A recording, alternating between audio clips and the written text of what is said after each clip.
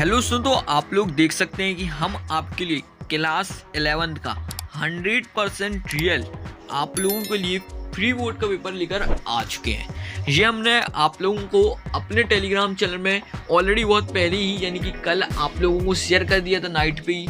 तो आप लोगों को अब हम इस पेपर पे सॉल्यूशन बताने वाले हैं। यदि नहीं डाउनलोड किया है तो आप लोग जाकर टेलीग्राम चैनल पे डाउनलोड कर लीजिएगा, ठीक है ना। चलिए अपन लोग एकदम करेक्ट सॉल्यूशंस देखेंगे कि इसके सारे के सारे करेक्ट सॉल्यूशंस क्या हैं, ठीक है ना। तो आप लोग को जी सबसे पहले क्वेश्चन नंबर 1 में पैसेज दी गई है, तो आप लोग पैसेज देख लीजिए इसको, ठीक। चलिए अब हम लोग यहाँ पे क्वेश्चन नंबर 1 को देखने वाले हैं। What is the role of butterflies in ecosystem. तो इसका करेक्ट आंसर हो जाएगा पॉलिनेशन, टिक कर लीजिए। दूसरा क्वेश्चन आता है how many non specify of the butterflies are there world wide.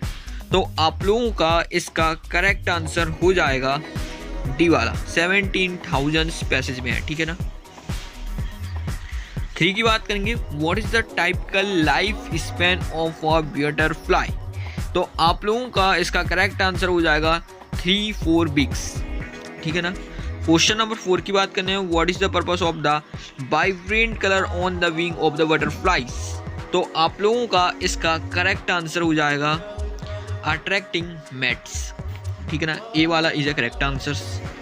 चलिए क्वेश्चन नंबर 5 देखेंगे which of the following butterfly species is known for its extensive migratory pattern, ठीक है ना। तो इसका आप लोगों का करेक्ट आंसर हो जाएगा मोनार्च बटरफ्लाई, ठीक, बी वाला। 6th वाला देखेंगे what the poses the most significant threat to butterfly population in the context of the passage. तो आप लोगों का इसका 6th वाले का करेक्ट आंसर हो जाएगा क्लाइमेट चेंज, ठीक है ना। चलिए 7th वाला अपन लोग यहाँ पे देखने वाले हैं। तो 7th वाले का आप लोगों का the first stage of the butterfly life cycle is. तो आप लोगों का इसका करेक्ट आंसर हो जाएगा ए वाला एग, ठीक है। The specifications of butterflies in garden and park is. तो आप लोगों का इसका करेक्ट आंसर हो जाएगा प्रोवाइडिंग इंस्पिरेशन, ठीक है ना।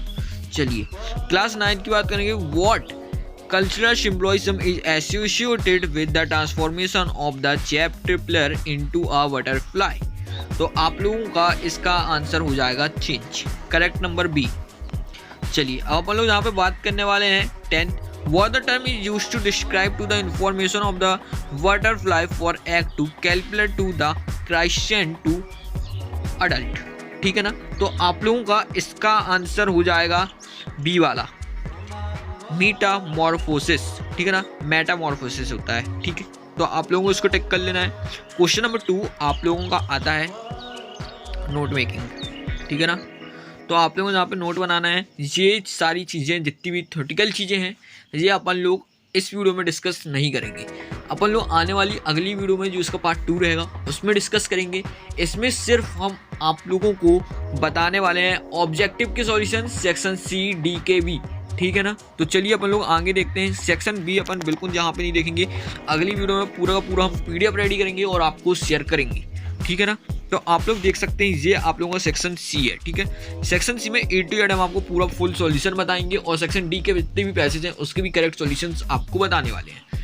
तो अच्छा आप लोग ने सोच रहे होंगे कि अदर ग्रुप वालों के हम देख लेंगे, तो ऐसा बिल्कुल मत करिएगा। अदर ग्रुप वालों को भाई फेक रहता है, ठीक है ना। उन लोगों को पता ही नहीं है कि करेक्ट आंसर क्या है। अपने मन से जो बच्चों ने शेयर किया वो आप लोगों को टिक कर देते हैं। हम खुद सॉल्व करें तो आप लोगों को करेक्ट आंसर ही बताएंगे, राइट। चलिए यहाँ से सबसे पहले हम आप लोगों को बताएंगे होलैंड इज यूरोपियन कंट्री। तो यहाँ पे आपका सबसे पहला एन आ जाएगा। दूसरे का आंसर आप लोगों का हो जाएगा मस्ट। तीसरे का आंसर आप लोगों का हो जाएगा स्पीकिंग। तो उसके बाद आप लोगों का यहाँ पे 4th वाले का आंसर हो जाएगा वॉट। 5th वाले की बात करने वाले हैं तो अक्रॉस टिक करना है आपको। और इसके बाद 7th वाला जो है उसमें आप लोगों को होल टिक करना है, ठीक है ना। तो ये आप लोग इस प्रकार से पूरे करेक्ट आंसर्स हुए हैं। अब अपन लोग यहाँ पे बात करने वाले हैं क्वेश्चन नंबर जो 7 है आप लोगों का। क्वेश्चन नंबर 7 आप लोगों का दिया गया है डू एस डायरेक्ट, ठीक है ना। क्या दिया गया है डू एस डायरेक्ट, जो कि आपके 5 नंबर के हैं, ठीक। तो इसके हम पूरे के लाइन से आप लोगों को करेक्ट आंसर अपनी स्क्रीन में शो कर रहे हैं, आप लोग देख लीजिए। आप लोगों को एज इट इज़ ऐसे ही लिखना है, ठीक है ना। तो इसकी आप लोग स्क्रीनशॉट लिख लीजिएगा और कर लीजिएगा, ठीक है ना। अब हम लोग आगे बढ़ेंगे और सेक्शन डी को देखेंगे। सेक्शन डी आप लोगों का ये है टेक्स्ट बुक। पैसेज है आप लोगों की सबसे पहले, ठीक है ना। पैसेज के सबके अपन लोग करेक्ट आंसर्स देखते हैं। सबसे पहला आप लोगों का क्वेश्चन आता है the above extract has been taken from the lesson. तो आप लोगों को जहाँ पे लिखना है स्किल रूट, ठीक है ना। अपन लोग नेक्स्ट देखेंगे what action to the two blind mastiff take when they become aware to the approaching vehicle.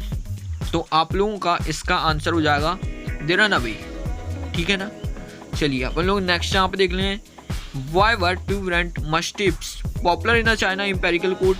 तो आप लोगों का इसका आंसर हो जाएगा एज हंटिंग डॉग। उसके बाद क्वेश्चन नंबर 4 की बात करेंगे what colour are the two blind mastiff described in the passage. तो आप लोगों का इसका कलर हो जाएगा डार्क ब्लैक, ठीक है ना। चलिए 5th वाले की बात करने वाले हैं which of this has a similar meaning to the cerebral. तो आप लोगों का इसका आंसर हो जाएगा टू टर्न स्प्राइटली, ठीक है ना। तो आप लोगों को इसको टिक कर लेना है। चलिए अब अपन लोग यहाँ पे 9th वाला देखने वाले हैं। 9th वाले की भी पैसेज देखते हैं, ठीक है ना। चलिए एक्सट्रैक्ट है ये आपकी I was does the father was for. तो आप लोगों का इसका करेक्ट आंसर हो जाएगा understanding. What kind of a relationship does the father and the son have.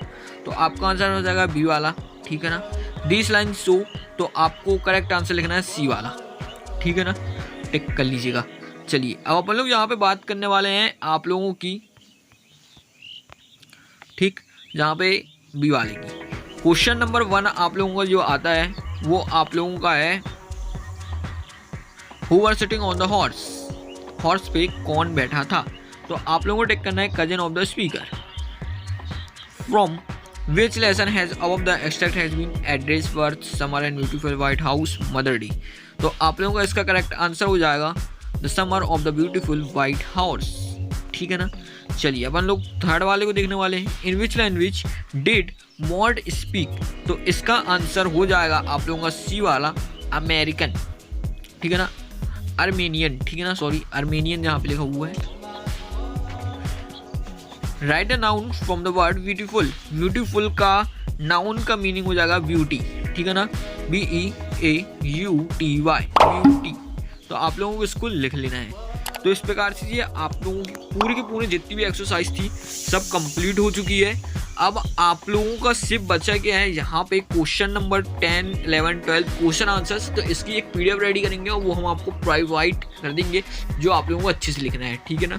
तो आज का वीडियो में आप लोगों को जितना भी सॉल्यूशन बताया गया है आप लोग काफ़ी अच्छे से लिख लीजिए और इसको काफ़ी अच्छे से सॉल्व कर लीजिएगा। अपन लोग अगली वीडियो में इनके आगे के सॉल्यूशंस को देखने वाले हैं। तो यूट्यूब चैनल को सब्सक्राइब तो जरूर कर ही दीजिएगा, टेलीग्राम चैनल को ज्वाइन कर लीजिएगा और पेपर भी वहाँ से डाउनलोड कर लीजिएगा। तो इस वीडियो को आपने अपने फ्रेंडों के साथ शेयर नहीं किया है तो सिर्फ फ्रेंडों के साथ शेयर करके वीडियो को लाइक कर दीजिएगा। आप अपन लोग मिलेंगे अगली वीडियो पर।